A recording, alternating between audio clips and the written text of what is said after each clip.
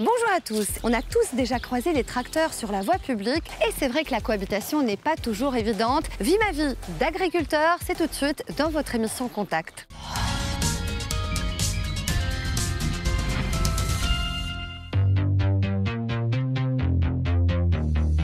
Je m'appelle Lionel, je suis agriculteur sur une exploitation agricole en polyculture élevage.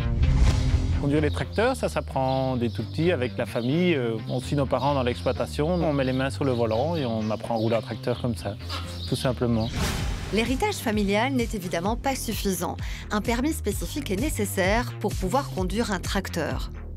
Une partie théorique, le permis T, et après un permis G. On va passer le permis avec un tracteur et une remorque. Et on a une épreuve sur route et une épreuve pratique où on doit dételer la remorque, faire quelques manœuvres et réatteler la remorque. Toujours regarder si l'éclairage fonctionne bien, si c'est propre, si les panneaux réfléchisseurs y sont, les clignotants, les gyrophares de cabine.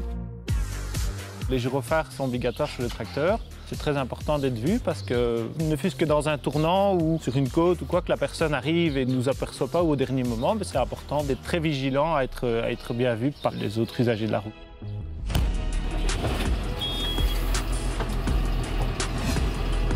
Il n'y a pas grand-chose qui change de conduire un tracteur par rapport à un véhicule normal. La seule chose, c'est qu'on est assis plus haut, on est assis au milieu, donc on a une bonne visibilité à droite, à gauche. Et ici, on arrive à un carrefour, on doit vraiment avancer avec la machine au milieu de la route. Voilà, hop, c'est parti. On a quand même un grand déport, aussi bien à l'avant qu'à l'arrière.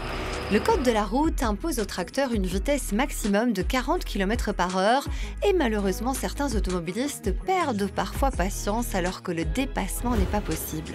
Quand on est sur ce genre de route, là, c'est un peu les dépassements qui sont dangereux ici. En face, il y a une certaine distance où les automobilistes derrière nous seraient tentés de nous dépasser. Les gens, on a l'impression qu'ils sont de plus en plus pressés et ils forcent, ils essayent de toute façon de nous dépasser, même en conditions dangereuses. Dans des tournants, là où il n'y a aucune visibilité en sens inverse, on nous dépasse. Voilà, un dépassement. Et voilà, ici, il y a une belle visibilité devant. Voilà, maintenant on voit une personne qui arrive en face. Parfois, quand les gens sont énervés, on a même des gens qui nous dépassent par la droite sur la piste cyclable. Parfois, c'est même nous qui devons, pour éviter un accident, dire ben voilà, je freine au maximum pour que ça puisse quand même passer devant mon tracteur, mais c'est du stress. Franchement, c'est du stress. J'ai rencontré Lionel sur son exploitation agricole. Objectif, mieux comprendre les enjeux de son quotidien. Bonjour Lionel. Bonjour. Bon, j'ai toujours rêvé de conduire un tracteur. Est-ce que c'est facile? Oui, c'est facile. Bon, allez, je vais tester ça.